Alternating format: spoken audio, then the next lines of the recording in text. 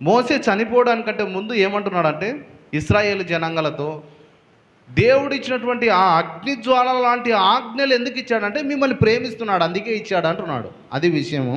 ఇప్పుడు ఒకసారి మనం నిర్గమకాండంకు 20వ అధ్యాయానికి వెళ్దాం. చూడండి, 10 ఆజ్ఞలు, అందులో దేవుని ప్రేమ ఎట్లా బయలుపరుచుకుంటున్నాడు అనేటువంటిది మనం చూద్దాం. మొదటి వచనం, దేవుడు ఈ ఆజ్ఞలన్నీ వివరించి చెప్పెను, నీ దేవుడనైన యెహోవాను నేనే దాసుల గృహమైన ఐగుప్తు దేశంలో నుండి నిన్ను వెలుపలకి రప్పించి తిని, నేను తప్ప వేరొక దేవుడు నీకు ఉండకూడదు. ఫస్ట్ ఆజ్ఞ ఏంటండి? నేను తప్ప వేరొక దేవుడు నీకు ఉండకూడదు అని చెప్పి ఇశ్రాయేలులకు కట్టడ. మొదటి ఆజ్ఞను దేవుడు ఇస్తున్నాడు. మొదటి ఆజ్ఞ ఏంటంటే, దేవుడు లోకంలో ప్రజలు ఏం చేస్తున్నారంటే ఇతర దేవతలను, అన్య దేవతలను, సృష్టికర్తను ఎరుగక సృష్టిని పూజిస్తున్న జనాలు ఈ భూమి మీద ఉన్నారు. దేవుడు అబ్రహాముతో వాగ్దానం చేశాడు, నీకు నీ సంతానమునకు ఈ భూమిని ఇస్తానని చెప్పి, నీ ద్వారా భూమి మీద సమస్త వంశంలో నేను ఆశీర్వదిస్తానని చెప్పి. కాబట్టి ఆయనను బట్టి, అబ్రహామును బట్టి నేను మిమ్మల్ని ఆశీర్వదించాలి, అబ్రహామును బట్టి నేను మిమ్మల్ని నడిపించాలి అని చెప్పి వాళ్ళలో ఏ మంచి లేకపోయినా ఎన్నో అద్భుతాలు చేసుకుంటూ నడిపించుకుంటూ వచ్చాడండి ఐగుప్తు దేశంలో నుంచి. ఐగుప్తు దేశంలో పెద్ద పెద్ద అద్భుతాలు చేశాడు. బయటకు వచ్చిన తర్వాత ఎర్ర సముద్రాన్ని 2 పాయలుగా చేసి ఎర్ర సముద్రం మధ్యలో గుండా నడిపించాడు.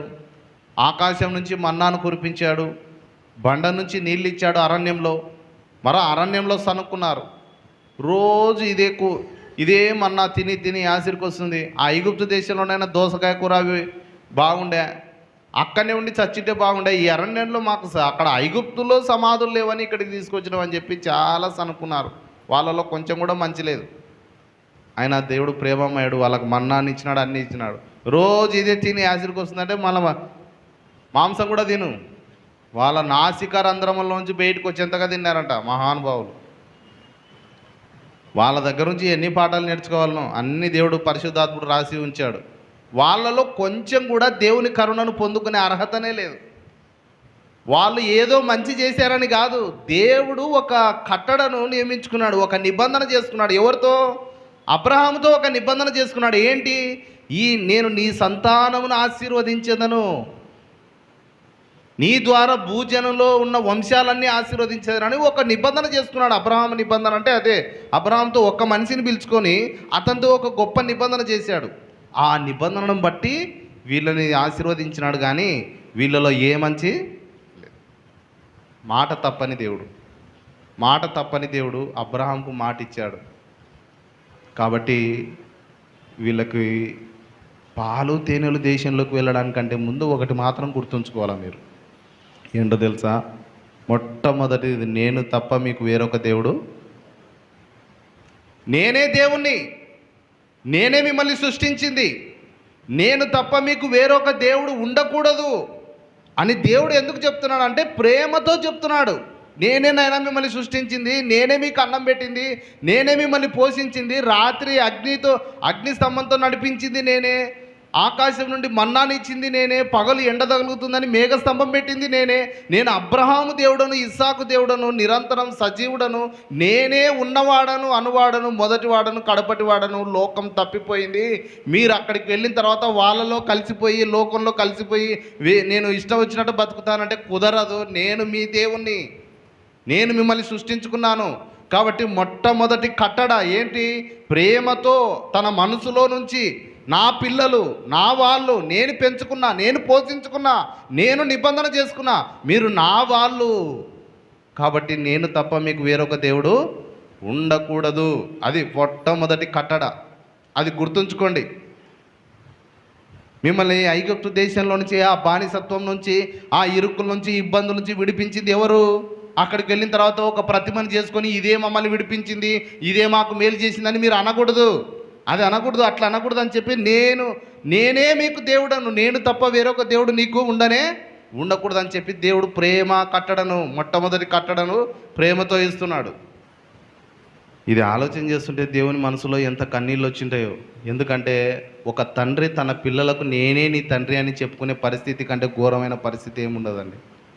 ఒక తండ్రి నేనేరా మీ నాన్న అని చెప్పుకునే పరిస్థితి వచ్చిందంటే ఇంకా ఆ తండ్రికి అంతకంటే పెద్ద శిక్ష లేదు.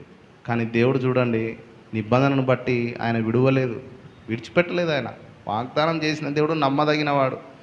మీరు ఎట్లన్నా ఉండండి, కానీ నేను నిబంధన చేసిన నా మాట తప్పనని చెప్పి వాళ్ళ దగ్గరికి వచ్చాడు, దీవించాడు. పాలు తేనెలు ప్రవహించే దేశంలోకి పోండి, అక్కడ ఏం కొదవ లేకుండా మిమ్మల్ని చూసుకుంటా, కానీ మీరు చేయాల్సింది ఒకటి ఉంది. ప్రేమతో చెప్తున్నాడు, నేను నన్నే ఆరాధించాలి అంటున్నాడు. హల్లెలూయా. నన్నే ఆరాధించాలి, వేరొక దేవుడు మీకు ఉండకూడదు. లోకము పాపంలో పడిపోయిన తర్వాత తప్పిపోయింది కాబట్టి మీరు ఆ విషయంలో అట్లుండకూడదని చెప్పి మొట్టమొదటి ఆజ్ఞను వారికి ఇస్తూ ఉన్నాడు. కానీ ఇందులో ఏదైనా కోపం ఉందండి? ఇప్పుడు మొట్టమొదటి ఆజ్ఞ వాళ్ళకి ఇచ్చాడు, మన సంతోషాన్ని తీసివేసేది ఏమైనా ఇందులో కనపడుతుందా? వాళ్ళు ఏమనుకున్నారంటే దేవుని యొక్క ఆజ్ఞలు మనల్ని సంతోషాన్ని ఆనందం లేకుండా చేస్తాయి అని అనుకున్నారు. ఈరోజు క్రైస్తవులు కూడా ఏమనుకుంటారంటే, చాలామంది చర్చికి రావాలన్నా భయమే, ఏదైనా ఆజ్ఞలు కట్టడాలంటే భయమే, దేవుని దగ్గరికి వస్తే అది చేయొద్దంటాడు, ఇది చేయొద్దంటాడు. ఎందుకు చేయొద్దంటున్నాడు? మన మంచి కోసమే, మనం భవిష్యత్తులో బాగుండాలని చెప్పి, మన జీవితం బాగుండాలని చెప్పి దేవుడు కొన్ని కట్టడాలని చెప్తాడు, ఇలాగుండాలి ఇలాగుండాలని చెప్పి. అది ప్రేమతో చెప్పిన కట్టడే కానీ కోపంతో చెప్పిన కట్టడ కానీ కాదు. ఈరోజు నువ్వు దేవుని యొక్క వాక్యాన్ని విను, రేపు నీ భవిష్యత్తు బాగుంటుందని చెప్పి దేవుడు బతిమాలేదాయి. అంతేగాని దేవుడు మన సంతోషాన్ని తీసేయడానికి ఎప్పుడు కూడా కట్టడలను ఇవ్వడు అనేటువంటిది గుర్తు చేసుకోవాలా. కాబట్టి మొట్టమొదటి కట్టడలో ఏమైనా అన్యాయం ఉందా? ఏం అన్యాయం లేదండి. దేవుని ప్రేమ మాత్రమే ఉంది. నేను తప్ప వేరొక దేవుడు నీకు ఉండకూడదు అని అంటున్నాడు. ఇప్పుడు 4వ వచనం చదువుతాం చూడండి. 2వ, పైన ఆకాశం అందే కానీ కింద భూమి అందే కానీ భూమి క్రింద నీళ్ళ యందే కానీ ఉండు దేని రూపమునైనను విగ్రహమునైనను నీవు చేసుకొనకూడదు, వాటికి సాగిలపడకూడదు, వాటిని పూజింపకూడదు. 2వ కట్టడ ఏంటంటే విగ్రహం చేసుకొనకూడదు, వాటికి సాగిలపడకూడదు, వాటిని పూజించకూడదు. ఇది 2వ కట్టడ. ఇశ్రాయేలీయులకు దేవుడు ఇస్తున్నటువంటి 2వ కట్టడ. విగ్రహమునైనను నువ్వు చేసుకోకూడదు, దానికి సాగిలపడకూడదు, దాన్ని పూజించకూడదు, ఏ రూపమును కూడా చేసుకోకూడదు. క్లియర్గా చెప్తున్నాడు, ఏ రూపమును కూడా చేసుకోకూడదు. అది దేవుణ్ణి ఆపోజిట్గా అవమానపరిచే విషయం. అది దేవుణ్ణి ఏ రూపంలోకి మార్చకూడదు. ఏ రూపంలోకి మార్చినా అది దేవుణ్ణి తక్కువ చేసినట్లే. అర్థమవుతుందండి? ఏ రూపంలోకి మార్చినా దేవుణ్ణి, అది దేవుణ్ణి తక్కువ చేసినట్లే. దేవుడు అంటే అనంతుడు, అగ్ని జ్వాల లాంటి కన్నులు కలిగిన వాడు, ఆయన ఒక శక్తి. అందుకే మీరు బైబిల్లో చూస్తే ఎక్కడ కూడా నన్ను చూడండి నన్ను చూడండి అని దేవుడు చెప్పలే, నా మాట వినండి అన్నాడు. హల్లెలూయా. దేవుణ్ణి చూసిన వాడు ఎవడు బతకలేదని కూడా ఉంది బైబిల్లో. దేవుని మహిమను ఒక అతను అంటాడు కదా, మనకున్న శక్తితో మనకున్న కంటి బలంతో ఆ సూర్యున్నే చూడలేము. ఎండాకాలం చూసామా? ఎండాకాలం తట్టుకోలేక మన ఇంట్లోకే వరిగెత్తుతాం. ఇంకా కళ్ళు తెరిచి సూర్యుని ఎక్కడ చూసాం? దేవుని తేజస్సు ఎంత అనుకుంటున్నారు? ఆ సూర్యుని సృష్టించిన సృష్టికర్త యొక్క తేజస్సు ఇంకా అంతకంటే గొప్పది. అందుకే నిన్ను చూడాలా ప్రభు, నిన్ను చూడాలా ప్రభు అని అనకు. నీ ఆయన స్వరం విను. అది బైబిల్ చెప్తారు, ప్రారంభం నుంచి ముగింపు వరకు నా మాట విను, నా మాటను గైకొను, నా స్వరము విను. దేవుడు అదే చెప్తున్నాడు. కాబట్టి దేవుని యొక్క స్వరము వినాలి, కానీ రూపము స్వరం వినదు, స్వరం ఇవ్వదు. హల్లెలూయా. రూపము మనకు స్వరాన్ని ఇవ్వదు, అలాగే స్వరాన్ని వినదు. కాబట్టి దేవుని అవమానపరిచినట్లయితుంది, దేవునికి ఒక రూపాన్ని పెట్టడం అనేటువంటిది అవమానపరిచినట్లయితుంది. కాబట్టి 2వ ఆజ్ఞ ఏంటి? 2వ కట్టడ ఏంటంటే నువ్వు విగ్రహమును చేసుకొని మళ్ళీ దానికి సాగిలపడకూడదు, చేసుకోకూడదు, సాగిలపడకూడదు, దాన్ని పూజింపకూడదు. అది పెద్ద పాపం అంటున్నాడు. 2వది విగ్రహమును పూజింపకూడదు, అది పాపం అని అంటున్నాడు. బైబిల్ చెప్తున్నటువంటి విగ్రహారాధన మీ విగ్రహారాధన కాదు, మీది ఇంకా అర్థం కాని విగ్రహారాధన. ఇది బైబిల్ చెప్తున్న విగ్రహాలు ఐగుప్తు దేశంలో ఉన్నటువంటి విగ్రహాలు, దేవుని ప్రతిమలను దేవునికి మారుగా ప్రతిమలు చేసుకొని ఆ ప్రతిమలకు సాగిలపడ్డారు. అది బైబిల్ చెప్తుంది. అది చెప్పకుండా నిజ దేవుని ఎట్లా తెలుసుకొని నీకు వస్తుంది? సత్యమేదో అసత్యమేదో చెప్పకుండా, వెలుగేదో చీకటేదో చెప్పకుండా ఎట్లా అర్థమవుతుంది? కాబట్టి మేమేం మాట్లాడము అని చెప్పి అతను అంటున్నాడు. అది కుదరని పని. దేవుడు చెప్తున్నాడు, క్లియర్గా చెప్తున్నాడు. ఏమిది? పైన ఆకాశం అందే కానీ, ఎందుకంటే పొద్దున్న లేచినప్పటి నుంచి ఆకాశంకి వెళ్ళి చూస్తుంటాం కదా, అదే పెద్దది, అదే గొప్పది. అది లేకుంటే మనం బతుకుతామా? సూర్యుడు లేకుంటే బతుకుతామా? సూర్యరశ్మి లేకుంటే మనం బతుకుతామా? కాబట్టి కనబడుతున్న దైవం సూర్యుడు. అందుకే దేవుడు రెండో కట్టడ ఏమంటున్నాడు? పైన ఆకాశం అందే కానీ నా తర్వాత ఉండేది మీరే. నేను దేవుడను, నా తర్వాత ఏదైనా గొప్పది ఉందా అంటే ఆకాశం అందు లేదు, భూమి మీద లేదు, భూమి కింద లేదు. భూమి మీద ఉన్న నరుడే దేవుని రూపంలో ఉన్నాడు. దేవుని తర్వాత నరుడు దేవుడు స్థానం ఇచ్చాడు. ఆ నరుడు దేవుని కనపరచాలి. కానీ దేవుడు ఏమంటున్నాడు? అందుకే పైన ఆకాశం అందే కానీ కింద భూమి అందే కానీ భూమి మీద కూడా ఏం చేసుకోవద్దు అంటున్నాడు. భూమి క్రింద, మళ్ళీ భూమి కింద కూడా ఏం మొదలు పెట్టినారో తెలియదు. భూమి కింద కూడా ఏమన్నా ఉందేమో, మాతా గీత. అందుకే దేవుడు చెప్తున్నాడు, భూమి కింద కానీ నీలయందే కానీ, నీలయందు ఉందా? ఇంకా నీకు యాది వదిలిపెట్టవు? ఏంది వదిలిపెడతారు? నీళ్ళు వదిలిపెట్టవు, ఆకాశాన్ని వదిలిపెట్టవు, భూమి కింద వదిలిపెట్టవు, భూమి పైన వదిలిపెడతలేరు. మీరు దేవుని ప్రతిమను సృష్టించడానికి ముందరనే పరిగెత్తుతున్నారు. అందుకే మీరు ఒకటి గుర్తుంచుకోండి, ఆకాశం అందు ఏం లేదు, భూమి అందు ఏం లేదు, భూమి కింద ఏం లేదు, నీళ్ళ యందు కూడా ఏమి లేదు. ఏ రూపం కూడా మీరు కూడా చేసుకోకూడదు. మీరు విగ్రహమును అసలు చేసుకోకూడదు. మళ్ళీ అసలు పాయింట్కి వచ్చాడు. అసలు పాయింట్ ఏంటి? విగ్రహమును చేసుకోకూడదు. చేసుకోవడం అంటే ఏంటి? ఒక విగ్రహం ఉందంటే దాన్ని ఎవరు చేశారు? మనిషి చేశాడు. దేవుడు ఆత్మస్వరూపి. ఆత్మకు రూపం ఇస్తావా నువ్వు? శక్తికి రూపం ఇస్తావా నువ్వు? కరెంటుకు రూపమి? కరెంట్ అంతా నేను ఉంటే నమ్మను, కరెంటు కనపడదు కాబట్టి. పోయి స్విచ్ బోర్డులో చేయబెట్టు, తెలుస్తుంది కరెంట్ ఉందో లేదో. అది ఎట్లా ఉంటుందో చూపి దానికి ఒక రూపానికి. అంటే ఏదో ఫార్ములా చేయాల్సిందే తప్ప దాని పవర్ ఉంది కానీ దానికి రూపాన్ని ఇవ్వలేవు. ఒక ఫార్ములా ఉంది అంతే. అది ఉంది, నేను కనబడితేనే నమ్ముతానంటే కుదరదు. దేవుడు శక్తి, ఆయన ప్రేమ స్వరూపి, ఆయన ఉన్నవాడు అనువాడు. ఆయనకు దానికి బదులుగా ఏదైనా ప్రతిమ రూపం నువ్వు చేసావంటే దేవుణ్ణి అవమానపరిచినట్లే, అది ఎవరైనా సరే. కాబట్టి అనంతుడైన దేవుణ్ణి, సర్వవ్యాప్తుడైన దేవునికి రూపాన్ని ఇవ్వకూడదు. ఆయన నువ్వు ఇక్కడ ప్రార్థన చేస్తే ఇప్పుడే నీ ప్రార్థన వినడానికి శక్తిమంతుడు ఆయన. నువ్వు మొరపెడితే ఆయన వినడానికి సమర్థుడు. అట్లే ఇక్కడ వచ్చి కూర్చున్నావు కదా, ఇప్పుడు నీతో మాట్లాడడానికి ఆయన దయామయుడు. హల్లెలూయా. ఆ రీతిలో పనిచేస్తాడని గుర్తించు. దేవుడు ఎట్లా పని చేస్తాడో అది గుర్తించు. దేవుడు అట్లా పని చేస్తాడండి, మాట్లాడి పని చేస్తాడు ఆయన. అందుకే నువ్వు దేన్ని చేసుకొనకూడదు, సాగిలపడదు, వాటిని పూజించకూడదు.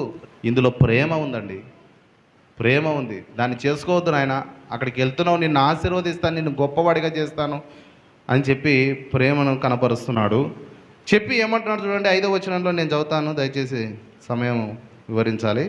ఏలయనగా నీ దేవుడైన యెహోవానకు నేను రోషం గల దేవుడను, నన్ను ద్వేషించు వారి విషయంలో 3-4 తరముల వరకు తండ్రుల దోషమును కుమారుల మీదకి రప్పించుచు నన్ను ప్రేమించి నా ఆజ్ఞలను గైకొను వారిని 1000 తరముల వరకు కరుణించువాడనై ఉన్నాను అని అంటున్నాడు కదా. ఇక్కడ కూడా చూసారా, దేవుడు ద్వేషిస్తానంటున్నాడు, కుమారుల మీదకి రప్పిస్తాను అని అంటున్నాడు. అదే గమనిస్తున్నాం. కానీ తర్వాత అంటున్నాడు, నా మాటలు గైకొని వాటి ప్రకారంగా మీరు జీవిస్తూ వస్తే 1000 తరముల వరకు నేను కరుణిస్తాను అని అంటున్నాడు. 1000 తరాల వరకు నేను కరుణిస్తానంటున్నాడు. 7వ వచనం తర్వాత ఆజ్ఞ, 3వ ఆజ్ఞ, నీ దేవుడైన యెహోవా నామమును వ్యర్థముగా నుచ్చరింపకూడదు. యెహోవా తన నామమును వ్యర్థంగా నుచ్చరింప వారిని నిర్దోషిగా ఎంచడు. తర్వాత కట్టడ ఏంటండి? 3వ కట్టడ, నీ దేవుడైన యెహోవా నామమును వ్యర్థంగా. ఇంకా కొంతమంది క్రైస్తవులు అయితే పొద్దున్న లేచినప్పటి నుంచి బైబుల్ తోడు, యేసుక్రీస్తు తోడు, యేసయ్య మీద ఒట్టు, అదే వద్దంటున్నాడు దేవుడు.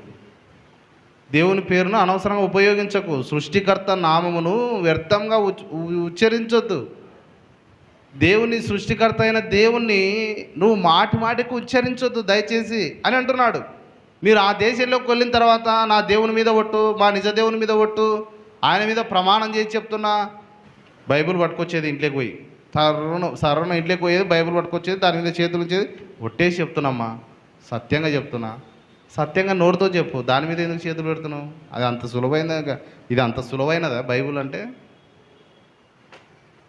ఇది జీవ గ్రంథం, దేవుని మాటలతో ఇమిడి ఉన్న గ్రంథం. ఇది అంత సులువైనది కాదు. నువ్వు దీన్ని పట్టుకొని వచ్చి దీని మీద ఒట్టేసి నేను నమ్ముకున్న నా యేసయ్య మీద ఒట్టు, మీ మాట అవునంటే అవును, కాదంటే కాదని ఉండాలి. అంతకు మించింది దుష్టుని నుండి పుట్టింది. అది గమనించంటున్నాడు. ఎవడు మీలో ఒట్టు పెట్టుకొనుట వలన ఒక వెంట్రుకను తెలుపు చేయగలడు, ఒక వెంట్రుకను నలుపు చేయగలడు. ఒట్టు పెట్టుకొనవద్దు, నీ దేవుడైన యెహోవా నామమును వ్యర్థంగా ఉచ్చరించొద్దు. ఇది కట్టడ. మూడవ కట్టడ ఏంటి? ఇదే కట్టడ. మీరు ఆ దేశంలోకి వెళ్ళిన తర్వాత అన్నీ ఉన్నాయి, తినడానికి తిండి ఉండిపోయా, అన్నీ ఉండిపోయా, ఆశీర్వాదకరంగా బతుకుతున్నారు.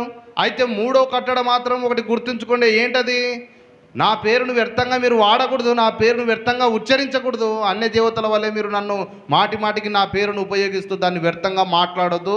దాంట్లో శక్తి ఉందని, అది మహిమగల దేవుని నామం అని గుర్తెరిగి ఆ నామమును బట్టి ప్రార్థన చేసిన వారు రక్షింపబడతారు. కాబట్టి ఆ నామాన్ని భయభక్తులతో ఉపయోగించంటున్నాడు. హల్లెలూయా. అది కట్టడ. తర్వాత 8వ వచనం, 4వ కట్టడ, విశ్రాంతి దినమును పరిశుద్ధంగా ఆచరించుటకు జ్ఞాపకం ఉంచుకొను. ఇదండి 4వ కట్టడ. ఏంటి? విశ్రాంతి దినమును పరిశుద్ధంగా ఆచరించుటకు జ్ఞాపకం ఉంచుకోవాలా. కానీ ఎప్పుడు జ్ఞాపకం ఉంచుకుంటారు? కష్టాలు వచ్చినప్పుడు జ్ఞాపకం ఉంచుకుంటారు, రోగాలు వచ్చినప్పుడు జ్ఞాపకం తెచ్చుకుంటారు చేర్చుకోవాలని, బాధలు వచ్చినప్పుడు చేర్చుకోవాలా, ప్రార్థన చేయించుకోవాలా, మందిరానికి పోవాలా. అన్నీ ఉన్నప్పుడు దేవుడు అక్కడికి వెళ్ళడానికంటే ముందే చెప్తున్నాడు, నీకు అన్నీ ఉంటాయి, కట్టుకోవడానికి బట్టలు, తినడానికి తిండి, సర్వ సమృద్ధి. ఆ సర్వ సమృద్ధి మధ్యలో 4వ కట్టడ ఏంటో తెలుసా? విశ్రాంతి దినమును పరిశుద్ధంగా ఆచరించుటకు జ్ఞాపకం ఉంచుకో. విశ్రాంతి దినాన్ని నువ్వు ఆచరించాలి అని అంటున్నాడు. విశ్రాంతి దినమును నువ్వు ఆచరించాలి అంటున్నాడు. ఎట్లా ఆచరించమంటున్నాడు? నేను చదువుతాను, మీరు జాగ్రత్తగా చూడండి బైబిల్ను. 9వ వచనం నుంచి, 6 దినములు నువ్వు కష్టపడి నీ పని అంతయు చేయవలెను, 7వ దినము నీ దేవుడైన యెహోవాకు విశ్రాంతి దినం. ఎన్ని రోజులు పని చేయాలా? వారం తర్వాత ఒకరోజు సెలవు ఇవ్వాలని ఎవరు చెప్పారు? కంటిన్యూగా కానీ ఉద్యోగం పెట్టింటే కనీసం ఒక్కరోజన్నా సెలవు ఇవ్వద్దా అని ధర్నా చేసేవాళ్ళేమో ఇప్పుడు లోకం. దేవుడు మంచోడు, అప్పుడే పెట్టినాడు. ఆయనను చూసే అంత వీళ్ళు ఫాలో అవుతున్నారు. 6 రోజులు పనిచేసి 7వ రోజు రెస్ట్, ఆదివారం సెలవు ఇవ్వమని ఎవరు చెప్పినారు? ఆయన పెట్టిన పేటనే. 6 దినాలు కష్టపడి పనిచేసినాడు, 7వ దినాన దేవుడు విశ్రమించినాడు. మళ్ళీ కట్టడ కూడా అదే, నువ్వు 6 దినాలు కష్టపడి పని చేయి, 7వ దినమున ఒక 500 కూలి ఎక్కువ అని చెప్పి పనికి పోవద్దు అంటున్నాడు. హల్లెలూయా. మన చర్చిలో ప్రాటూర్లో అదే చెప్తాను నేను. అంటే పని కురుకుతారు.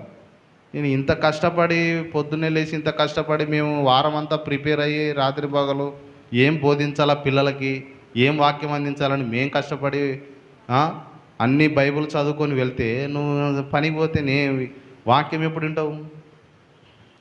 దేవునికి మొదటి స్థానం ఇవ్వడం అంటే ఏమనుకుంటున్నారు?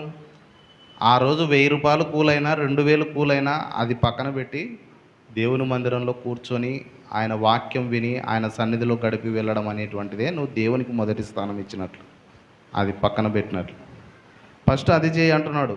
6 దినాలు కష్టపడు, 7వ దినాన నీ దేవుడైన యెహోవాకు విశ్రాంతి దినము. దానిలో నీవైనను, నీ కుమారుడైనను, నీ కుమార్తె అయినను, నీ దాసుడైనను, నీ దాసి అయినను, నీ పశువైనను, నీ ఇళ్లలోనున్న పరదేశి అయినను ఏ పని చేయకూడదు. 6 దినములలో యెహోవా ఆకాశమును, భూమియు, సముద్రమును, వాటిలో సమస్తమును సృజించి 7వ దినమున విశ్రమించెను. అందుచేత యెహోవా విశ్రాంతి దినమును ఆశీర్వదించి దాన్ని పరిశుద్ధపరచెను అని అంటున్నాడు. విశ్రాంతి దినం అది దేవుని దగ్గర భయభక్తులతో ఆచరించే దినం అది. కాబట్టి దేవుడు పెట్టిన కట్టడండి. ఆదివారం చర్చికి రావడం అంటే పోతే ఏం పోకుంటే ఏమి, అది అలవాటు కాదు. దేవుడు పెట్టిన కట్టడ అది. ఏంటి ఆ కట్టడ? 6 దినములు కష్టపడు, 7వ దినం నీ దేవుడైన యెహోవాకు విశ్రాంతి దినం కట్టడు. అది ఆజ్ఞలలో ఒక ఆజ్ఞ. అది మందిరానికి వెళ్ళడం అంటే ఏంటి? ఒక ఆజ్ఞ. అది ఆజ్ఞగా పెడుతున్నాడు కదా. ఇది పరిచయులు తూచా తప్పకుండా పాటిస్తారు. విశ్రాంతి దినం అంటే ఎవరికి ఏం చేయకూడదు. ఒకరోజు విశ్రాంతి దినాన యేసుప్రభు ఒకరిని స్వస్థపరిచినాడు.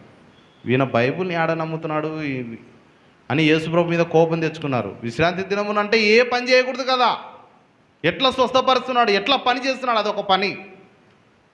అంటే తప్పైన విధానంలో అర్థం చేసుకోవడం. పని చేయకూడదు అని కాదు, పని చేయాలా. కానీ ఎట్లా చేయాలా? దేవునికి మొదటి స్థానం ఇచ్చి పని చేయాలా, ఆ అర్థంతో చెప్పబడింది. కానీ ఎవ్వరు ఏం పని చేయకూడదు. గుంటలో వాడు నీళ్ళలో పడిపోయి మునిగిపోతుంటే కూడా ఈరోజు విశ్రాంతి దినం ఏమనకూడదు, వాడిని ముట్టకూడదు. వాడిని చేయి పట్టుకొని లాగితే అదొక పని. మళ్ళా పరిచయులు అట్లున్నారు. నిజంగంటే పరిచయులు ఎట్లున్నారంటే వాడు నీళ్ళలో మునిగిపోయి రక్షించండి అంటుంటే కూడా ఒరే ఈరోజు విశ్రాంతి దినం రా, ఊక వాడిని కాపాడకూడదు. వాడు అగ్నిలో పడి కాలిపోతుంటే కూడా నీళ్లు చల్లకూడదు. ఎందుకంటే నీళ్లు ఎత్తి చల్లడం ఒక పని కదా. కాబట్టి మనం విశ్రాంతి దినంను పాటించాలి. వాడు చచ్చిపోయినన్న చనిపోయి మునగనన్న మునుగని. మరి యేసు ప్రభు ఎట్లా విశ్రాంతి దినం రోజు వాడిని స్వస్థపరిచా, ఎందుకు వాళ్ళు లేచి నడవగలిచేటారు, అది ఒక పని చేశాడు యేసు ప్రభు. అంటే యేసు ప్రభు చెప్తున్నాడు, మీ ఎద్దైనా గాడిదైనా గుంటలో పడిపోతే అని ఏదో అంటాడు. చెప్పి దాన్ని విడిపించవా నువ్వు? నీ గాడిద తీసుకొచ్చి ఘాటిలో కట్టేయవా? నీ ఎద్దైనను దాన్ని పడిపోతే లేవనెత్తవా? నేను ఇప్పుడు స్వస్థపరిచినందుకు విశ్రాంతి దినాన్ని ఎందుకు తప్పుగా అర్థం చేసుకుంటున్నారు? విశ్రాంతి దినం మంచికి ఇచ్చినాడు కానీ దేవుడు చెడుకు ఇవ్వలేదు అని అంటున్నాడు. 6 దినాలు కష్టపడి 7వ దినాన నువ్వు విశ్రమించాలి అని అంటున్నాడు. పని చేయి, కానీ ఎట్లా చేయాలా? దేవుని గణపరిచేటట్లుగా ఉండాలి. అది దేవుని గణపరచు, ఆ తర్వాత మనం కష్టపడమంటున్నాడు. అది అక్కడ విషయము. తర్వాత ఇంతవరకు 4 ఆజ్ఞలు చూసినాం కదా. 5వ ఆజ్ఞను చూడండి ఒకసారి. 12వ వచనం, నీ దేవుడైన యెహోవా నీకు అనుగ్రహించు దేశంలో నీవు దీర్ఘాయుష్మంతుడవగునట్లు నీ తండ్రిని నీ తల్లిని సన్మానించు. తల్లిదండ్రులను సన్మానించడం అనేటువంటిది 10 ఆజ్ఞలలో ఒక ఆజ్ఞ. ఈ 5 ఆజ్ఞలు ఏంటో తెలుసా అండి? ఏం చేయాలో చెప్పే ఆజ్ఞలు. కింద ఇంకా 5 ఆజ్ఞలు ఉన్నాయి. ఏం చేయకూడదో చెప్పే ఆజ్ఞలు. ఏం చేయాలో అనడానికి 5 ఆజ్ఞలు, ఏం చేయకూడదు అని చెప్పడానికి 5 ఆజ్ఞలు. నీ తల్లిని నీ తండ్రిని సన్మానించు. ఎందుకు సన్మానించాలా? నువ్వు దీర్ఘాయుష్మంతుడవగునట్లు. దీర్ఘాయుసు ఎక్కడ దాగి ఉంది? పొద్దున్న లేచి ఉరకాలా, పొద్దున్న లేచి జీలకర్ర తాగాలా, జిమ్ముకోవాలా, ఎవరికి మర్యాద ఇచ్చేదిలే. పొద్దున్న లేచినప్పటి నుంచి వాక్యం వినేదిలే, కట్టడ వినేదిలే, ఏం చేసేదిలే. అన్నీ ఇవే. ఇంకా అన్నీ చిట్కాలు చూడడం. తప్పని చెప్పడం లేదు. మళ్ళీ జాన్ మార్కాన్ని అన్నీ దూరుతాడు, అన్నీ చెప్తాడు అనుకున్నారు. అది తప్పని చెప్పడం లేదు. ఏది ముఖ్యమో అది గమనించమంటున్నా. హల్లెలూయా. ఇది కాదు. దీర్ఘాయుసు ఎట్లా వస్తుంది అనుకుంటున్నావు? పెద్దవాళ్ళని గౌరవించడం నేర్చుకో. ఎవరి స్థానం వాళ్ళకి ఇవ్వడం నేర్చుకో. అది గొప్పతనం. గొప్పతనం ఏంటి? తగ్గించుకొనుటలో ఉంది గొప్పతనం. నీ తల్లిదండ్రులను సన్మానించు, దాంట్లో దాగి ఉంది. కొంతమంది తల్లిదండ్రులను అస్సలు లెక్క చేయరు. సార్ మీరు చెప్తారు కానీ మా తల్లిదండ్రులు ఎట్లాంటి వాళ్ళో నీకు తెలియదు. మా అమ్మ మా నాయనని చూస్తే నాకు అసలు కోపం వస్తుంది. వాళ్ళు ఏం సంపాదించి పెట్టలే, వాళ్ళని నేను ఎట్లా సన్మానిస్తా, వాళ్ళని తీసి పక్కన పెడతా నేను అని అంటారు. వాళ్ళని పట్టించుకొని నేను అంటాడు. అందుకే ఒక తండ్రికి అట్లా చేసినాడంట. ఒక కొడుకుకి పెళ్లి చేస్తే కోడలు వచ్చింది ఇంటికి. ఈయన ముసలాయన కాలు చేతులు పడిపోయినాయి. ఎవరు తినిపియాలా? కోడలు తినిపియాలా. రోజు ఇదేంద్ర పంచాయతీ, ఈయనకు తినిపియాలని చెప్పి ఒకసారి తినలేని పరిస్థితుల్లో ఆయన ముందర పెట్టిపోతే ఆయన ఒకసారి ఆ నోరుతోనే అట్లే తినడానికి పోతే ఆ ప్లేట్ కింద పడిపోయిందట. కింద పడిపోయి పగిలిపోయింది. పింగము ప్లేట్లు ఉంటాయి, అవి కొన్ని పలిగిపోతాయి. ఆ దాంట్లో పెట్టించినారు ఆయనకు బొచ్చలో. ఆయనకు చేతులు పనిచేయవు, చచ్చుబడినాయి. కాబట్టి అతను అట్లా తినడానికి పోతే తినే టైంలో అది కింద పడిపోయింది. బల్ల మీద నుంచి పడిపోతే పగిలిపోయింది. పగిలిపోతే ఇంకా ఆయన తిట్టడం మొదలుపెట్టినారు. కొడుకు తిట్టడము, కోడలు తిట్టడం మొదలుపెట్టినారు. కోడలు అంటే తిట్టింది, కొడుకు కూడా తిడుతున్నాడు. నీకేం చేత కాదు, తిండి పెడితే ఆ తిండి తినడం కూడా చేత కాదు అని చెప్పి నీకు ఒక ప్లేట్ చేపియాల తట్టుకో. ఎప్పుడు పలిగిపోకూడదు. ఆ ప్లేట్ ఎటువంటిదంటే పగిలిపోకూడదు. కిందవన్నా పగలదు, ఆ కింద అనే తిండి మళ్ళీ దాంట్లో ఎత్తి నీకు పెడితే సరిపోతుంది అని చెప్పి ఒక ప్లేట్ చేపించుకొని వచ్చినాడంట. ఏది అదేదో చెక్కతో, లోపల చెక్కగా ఉంటుంది, బయట మళ్ళా పగిలిపోకుండా అటువంటి ప్లేట్ ఒకటి చేపించుకొచ్చినాడంట. ఈ జరుగుతున్న సంభవాన్ని అంతా ఎవరు చూసినారంటే ఈ కొడుకు చూసినాడు. ఎవరు? కొడుకు ఈ చేతులు పడిపోయినాయి కదా, ఆయన కొడుకు మనవడు చూసినాడు. వాళ్ళ తండ్రిని ఎట్లా ట్రీట్ చేస్తున్నాడు అనేటువంటివి అన్నీ చూసినాడు. కొంతకాలానికి ఆయన మరణించిన తర్వాత ఈ కొడుకు పెద్దగా అయ్యే కొద్దీ మార్కెట్లోకి వీళ్ళు బయటికి బజార్కి వెళ్తారు కదా, వెళ్ళినప్పుడు వాళ్ళ నాన్నకు ఎటువంటి ప్లేట్ కొన్నారో అదే ప్లేట్ ఇది ఈ పిల్లోడు కొనుక్కున్నాడంట. ఎందుకురా ఈ ప్లేట్ కొనుక్కున్నావంటే, నువ్వు చేసినాక ఆ ప్లేట్ పెట్టినావు కదా, మీకు కూడా రేపొద్దున పనికి వస్తుందని ఆ ప్లేట్ కొనుక్కున్నా, మీకు కూడా పెట్టాలి కదా, మరి మీరు అట్నే కదా ట్రీట్ చేసింది ఆయనని, కాబట్టి మిమ్మల్ని రేపొద్దున అట్లా ట్రీట్ చేయాలి కాబట్టి అని ప్లేట్ కొన్నాడంట.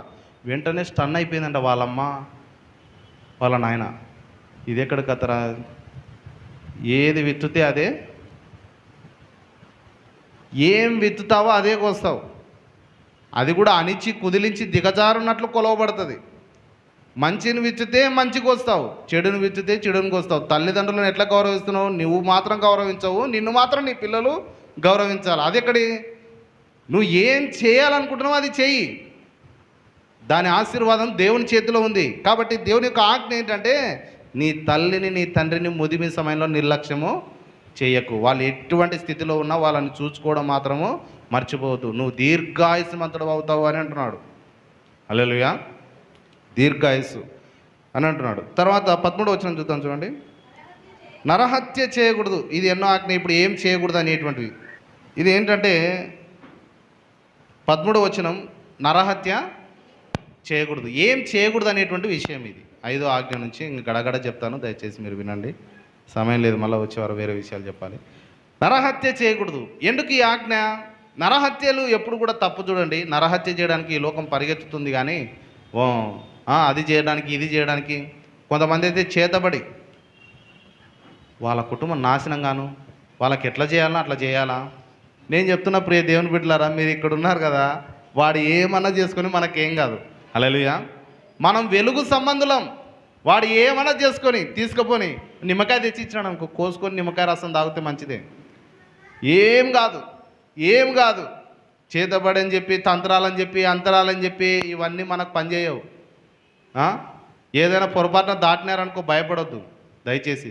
పోత అదే దాటి వస్తే ఆ రోజు నుంచే నాకు నడుమును వచ్చింది, మోకాలను వచ్చింది, అప్పటి నుంచే నేను వీక్గా ఉన్నా, అదనలా కుదరనే. చీకటి శక్తులకు మన మీద అధికారం లేదు.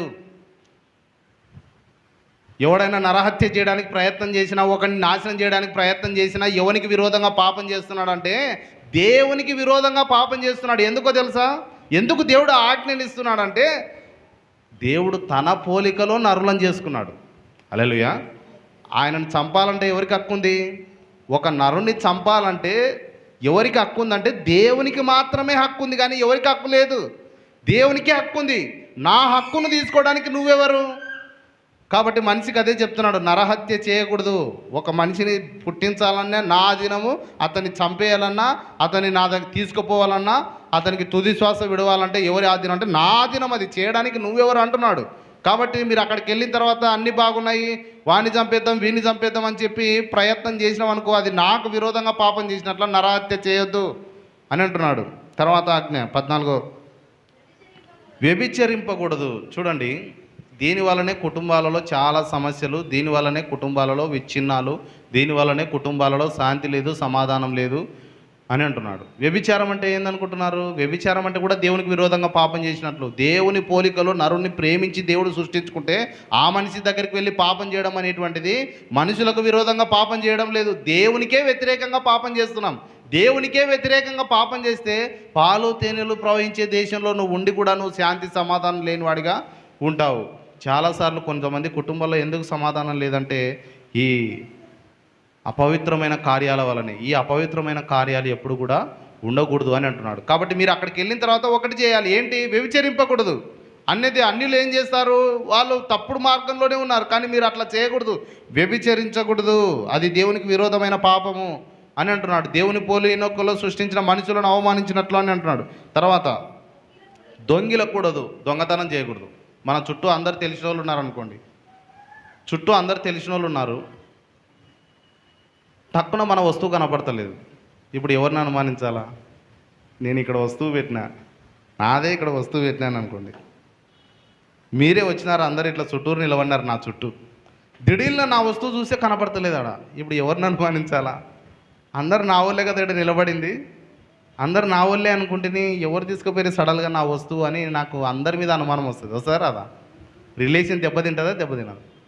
నా దగ్గర చుట్టూ ఉన్న వాళ్ళ దగ్గర మంచి రిలేషన్ ఉంది, కానీ సడల్గా నా వస్తువు కనపడిపోయేసరికి అందరినీ అనుమానిస్తున్నా, మంచోళ్ళని కూడా అనుమానిస్తున్నా. దొంగతనం ఎటువంటిది అంటే రిలేషన్స్ని దెబ్బతీస్తుంది. దొంగిలించకూడదు, దొంగతనం చేయకూడదు. ఇచ్చుటలో ఉంది కానీ ఆనందము, ఒకని సంపాదించుకొని కష్టపడిన ఆ వస్తువు దొంగిలించుటలో చాలా బాధ ఉంది, అలాగే అతనికి శాంతి సమాధానం ఉండదు అంటున్నాడు. కాబట్టి మీరు ఆ దేశంలోకి వెళ్ళిన తర్వాత దొంగిలించకూడదు. ఇందులో ఏమైనా ఉందండి పాపం? ఇందులో కోపం కానీ దేవునికి మన సంతోషాన్ని తీసివేసే విషయాలు ఏమైనా కనపడుతున్నాయా? లేదు. మనం బాగుండాలని ఈ ఆజ్ఞలు దేవుడు చెప్తున్నాడు. తర్వాత నీ పొరుగువాని మీద అబద్ధ సాక్ష్యము పలకకూడదు.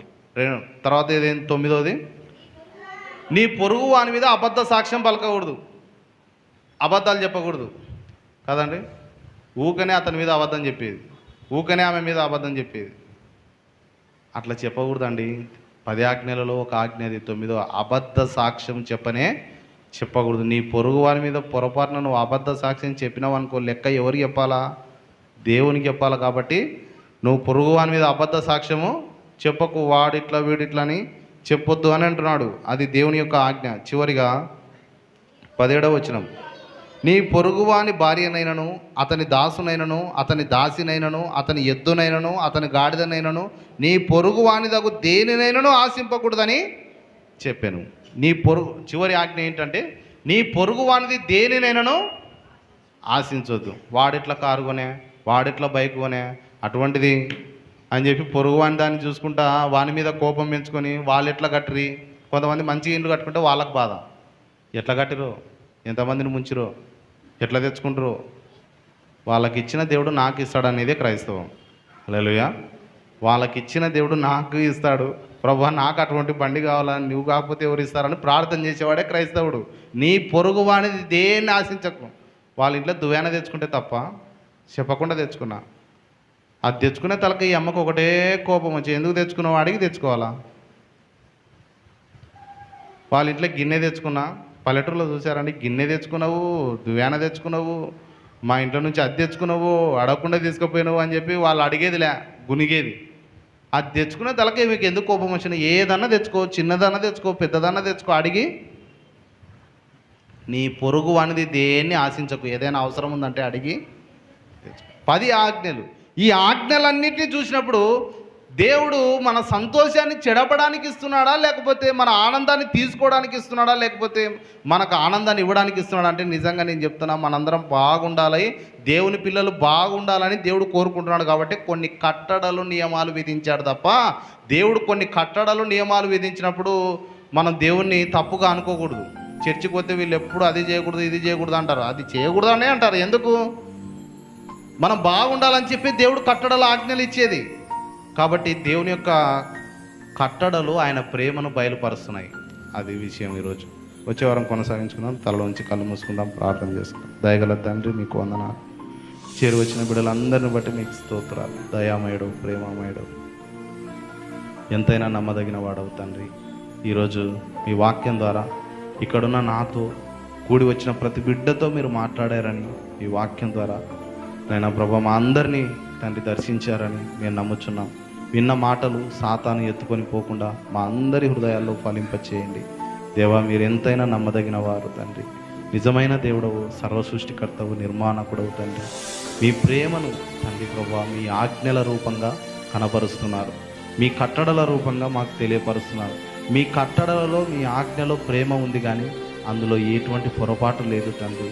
కాబట్టి మీ ఆజ్ఞలు మా కొరకే, మీ హెచ్చరికలు మా కొరకే, మీ యొక్క తండ్రి ప్రభా కట్టడలు మా కొరకే తండ్రి. మీకు ఎంతైనా వందనాలు, మీకే వందనాలు, స్తోత్రాలు చెల్లిస్తూ యేసుక్రీస్తు నామంలో ప్రార్థించి అడిగి వేడుకొంచున్నాము తండ్రి. ఆమేన్.